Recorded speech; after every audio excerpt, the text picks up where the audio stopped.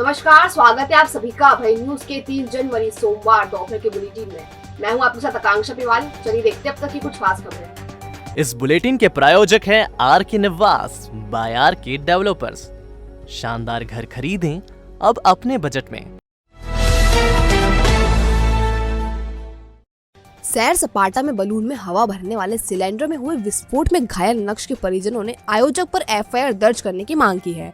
इसी कड़ी में परिजनों ने थाना प्रभारी को ज्ञापन सौंपा। सैर सपाटे में रविवार को विस्फोट में 7 लोग घायल हो गए थे।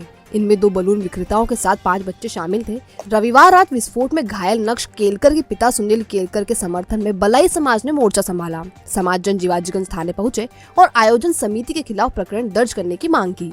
राकेश खिच्ची ने कहा कि आयोजन समिति की लापरवाही हादसे के लिए जिम्मेदार है। मांग हमारी कुछ नहीं है, बस इतनी सी मांग है कि जो बच्चे के साथ जो हादसा हुआ है बड़ा दुखदायी है और हम ये चाहते हैं कि जो आयोजन समिति है उस पर एफआईआर हो, क्योंकि कोरोना काल चल रहा है। कोरोना काल का आप बोल के हर चीज़ का आप कोरोना काल का बता रहे हैं और कोरोना काल में आप इतना बड़ा आयोजन करा रहे हैं, सैर सपाटा, उसमें हज़ारों लाखों लोग इकट्ठा आप कर रहे हैं, तो आप किस उससे इतना कर रहे हैं? जब आप बोल रहे हैं कि कोरोना फैल रहा है, आप स्कूल बंद कर रखे कर रहे हो और आप सैर सपाटा करा रहे हैं। तो आयोजन समिति का ये तो आप खुद जानते हैं, सब पता है कौन आयोजन समिति में के अध्यक्ष है, कौन क्या है।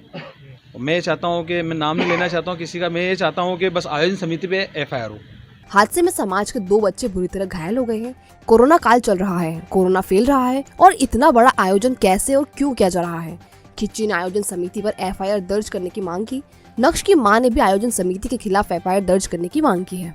ये सैर सपाटा ये समिति के खिलाफ एफआईआर दर्ज कराने आए हैं। बच्चे को बहुत लगी है गंभीर, वो भर्ती है इंदौर और कुछ भी नहीं है, बहुत ज़्यादा सीरियस हो रहा है वो बच्चा, इसलिए एफआईआर करने आए हैं। और कुछ भी नहीं है उनकी तरफ से, कुछ भी नहीं है। सुबह के 6 बजे कैसे पड़ा है वो। बसंत विहार में चोर एक एसआई का घर साफ कर गए। एसआई ने केवल 19 घंटे के लिए घर खाली छोड़ा था। इसी बीच घर में घुसकर बदमाश 5 लाख के जेवर और कैश चुरा ले गए। दरअसल चोरी की ये वारदात सूचना थाने में पदस्थ एसआई संजय सिंह राजपूत क्या हुई है। राजपूत परिवार के साथ राजगढ़ स्थित पैतृक घर गए थे। 1 जनवरी की दोपहर 2 बजे वे राजगढ़ के लिए निकले थे और 2 जनवरी की शाम 7 बजे घर लौटे थे।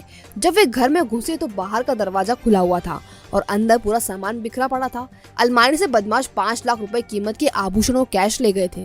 राजपूत की पत्नी रानू राजपूत ने नानाखेड़ा थाने में चोरी की रिपोर्ट दर्ज कराई है। मक्सी रोड ब्रिज पर रविवार रात 2 वाहनों के बीच हुई टक्कर के बाद एक युवक और उसके चाचा के 3 युवकों ने बुरी तरह पिटाई कर दी और मोबाइल छीन लिया। दरअसल केसरबाग का रहने वाला अजय बामनिया अपने चाचा राधे श्याम मीणा को रेलवे स्टेशन से लेकर केसरबाग तरफ जा रहा था। मक्सी रोड ब्रिज पर उसका वाहन सामने से तेजी से आ रहे 3 युवकों के वाहन से टकरा गया। एक ही वाहन पर सवार तीनों युवक नीचे उतरे और अजय और उसके चाचा की पिटाई शुरू कर दी। दोनों को बेतहाशा पीटने के बाद आरोपियों ने अजय का मोबाइल भी छीन लिया। मारापीटी के दौरान ब्रिज पर भीड़ लग गई और लोग मजमा लगाकर माजरा देखते रहे। फिलहाल पिटने के बावजूद भी अजय ने पुलिस में रिपोर्ट दर्ज नहीं कराई है।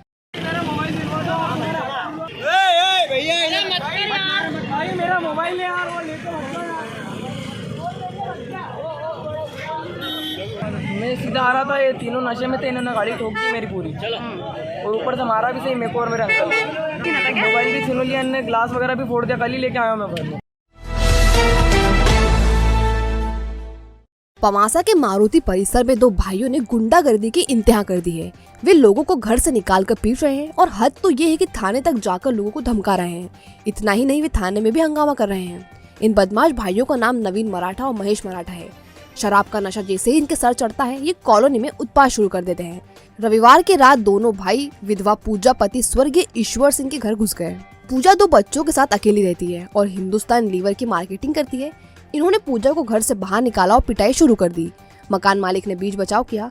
पूजा पवासा थाने में रिपोर्ट दर्ज कराने आई तो पीछे पीछे महेश मराठा भी चला आया। उसने यहाँ गालियां भी दी। महेश को थाने में बैठाया गया तो वो यहाँ भी गालियां देने से बाज नहीं आया। इतना ही नहीं, सोमवार सुबह नवीन मराठा पूजा के घर पहुँच गया और फिर से मारपीट शुरू कर दी। कॉलोनी की रहने वाली भूरी बाई ने बताया कि घर पर गुंडे लेकर आए दिन धमकाने आता है। वह कहता है कि तेरे लड़के को खत्म कर देंगे। 2 महीने से नवीन और महेश परेशान कर रहे हैं। ये पवासा में रहने वाले करण मराठा को भी बुला लेते हैं। फिलहाल पुलिस ने मामला दर्ज कर महेश मराठा को बैठा लिया है। नवीन अभी भी फरार है। शहर को अपराध मुक्त करने का दावा करने वाली पुलिस आखिर कब इन दोनों बदमाश से मारुति परिसर को मुक्त कराती है, ये देखने वाली बात होगी। रात को सर क्या हुआ, दारू पी के आए दोनों भाई, नवीन मराठा और महेश मराठा। इनके आए दिन के नाटक है, रोज डेली दारू पी के आते हैं, कभी पीछे की गली वालों से झगड़ा करते, कभी आगे की गली वालों से झगड़ा करते। ये महिला जो खड़ी है इनके साथ परसों के दिन पीछे की गली में रहती है, उनसे झगड़ा करा था और 3-4 बदमाश लेके आए थे। पवासे से एक बदमाश को बुलाया था, करण मराठा नाम है जिसका। तो परसों के दिन इनके झगड़े हुए और रात को है ना हमारे यहाँ पे इन्होंने दोनों भाइयों ने दारू पी के मेरा दरवाज़ा पीटा। मैं किराए से रहती हूँ, मैं विधवा हूँ, मैं 2 बच्चों के साथ रहती हूँ। मेरा दरवाज़ा पीटा के बोले कि अपशब्द तरीके से बोला कि बाहर निकल जा। तो बाहर निकले तो मारने के लिए आया। तो ये मकान मालिक है, ये छुड़ाने के लिए आए रात को। फिर हम जैसे ही ये छुड़ाने के लिए आए, फिर रात को मगजमारी हुई, फिर हम थाने पे आए, रिपोर्ट लिखवा दी रात को। तो हमारे पीछे पीछे महेश मराठा आया। तो यहाँ पे थाने में आने के बाद उस पुलिस वालों के सामने हमको गाली दे रहा है कि इनको मैं घर जाके बताऊंगा। मतलब बिल्कुल अपशब्द बोल रहा है जो कि मैं नहीं बता सकती लाइव। मेरे को घर पे आके गाली देते हैं, मेरे घर पे गुंडे लेके आता है आए दिन, मेरे को परेशान करता। मैं तो काम पे जाती हूँ खाना बनाने, मेरे लड़के को बोलते हैं इसको जान से खत्म कर दे। ये इसके लड़ाई हुई थी उसको दशहरे के दिन, जब से ही हमसे लड़ाई करते हैं रोज रोज। 2 महीने हो गए परेशान करते।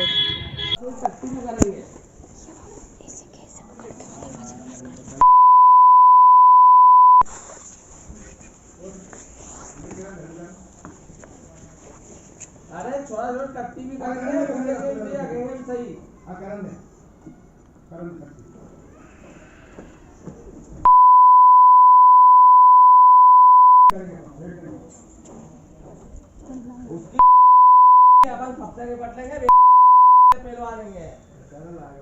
अरे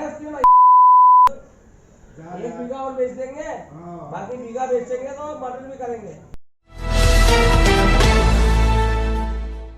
सिंत्यानो निजी और 28 सरकारी स्कूल में सोमवार से बच्चों को वैक्सीन लगाने का काम शुरू हो गया है। पहले दिन कभी हाँ तो कभी ना की तर्ज पर बच्चे वैक्सीन लगवाने पहुंचे। स्कूलों में वैक्सीनेशन होने के कारण चौराहों के सेंटर बंद कर दिए गए हैं। दरअसल कोविड की तीसरी लहर से बचाव के लिए 15 से 18 साल की उम्र के बच्चों को वैक्सीन लगाने का काम सोमवार से शुरू हुआ है। निजी और सरकारी स्कूलों में इसके लिए सेंटर बनाए गए थे। यहाँ वैक्सीनेशन का डोज लगाया जाएगा। वैक्सीनेशन के कारण स्कूलों ने पढ़ाई का काम रोक दिया था। हालांकि बच्चे ना नुकुर के बाद वैक्सीन लगवाते नजर आए।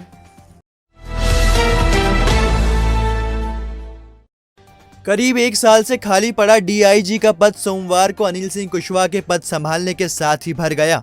शुभ मुहूर्त में बाबा महाकाल के दरबार में माथा टेकने के बाद डीआईजी दफ्तर पहुंचे और काम शुरू किया। कुशवाहा ने मीडिया से कहा कि उनकी प्राथमिकता महिला संबंधी और अनुसूचित जाति जनजाति पर होने वाले अपराधों का निराकरण प्राथमिकता से करने की रहेगी। गंभीर अपराधों को नियंत्रित करना भी उनकी प्राथमिकता में रहेगा।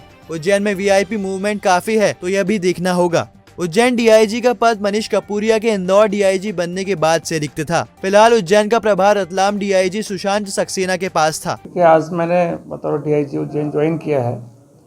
जो पुलिस की 3 ही प्राथमिकताएं मेन होती हैं, उसमें एक होता है अपराध और अपराधियों के खिलाफ कार्रवाई, दूसरा कानून व्यवस्था और तीसरा होता है वीआईपी ड्यूटी जो है।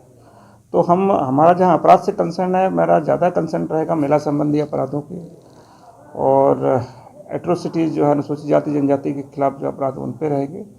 और उसके अलावा जो गंभीर अपराध होंगे उनमें ध्यान रखा जाएगा विशेष तौर पर, उस पर मॉनिटरिंग हम करेंगे। उसमें जहाँ तक लॉ ऑर्डर की बात है तो निश्चित तौर पर ये इलाका संवेदनशील है, तो हर परिस्थितियों में हम लोग लॉ ऑर्डर पे छोटी छोटी बातों पर बहुत संवेदनशीलता से देखेंगे। मेरी तरफ से पुलिस अधीक्षकों को बराबर सहयोग रहेगा, सभी पुलिस कर्मचारियों को जितना अधिक हमारी जरूरत पड़ेगी वहाँ पर कानून व्यवस्था के पॉइंट ऑफ व्यू से। और चूँकि महाकाल भगवान का ये स्थान है, यहाँ पर वीआईपी के भी काफ़ी दौरे होते हैं, तो निश्चित तौर पर उनकी सुरक्षा भी महत्वपूर्ण है। महाकाल परिसर के आसपास की सुरक्षा का भी महत्वपूर्ण है, तो इन पर भी हमारी मॉनिटरिंग रहेगी जो है। तो आपने देखिए आज की कुछ खास खबरें। अगर खबरों को लेकर आपके पास कोई सुझाव हो तो हम तक जरूर पहुंचाएं। कल फिर मिलेंगे इसी समय। नमस्कार।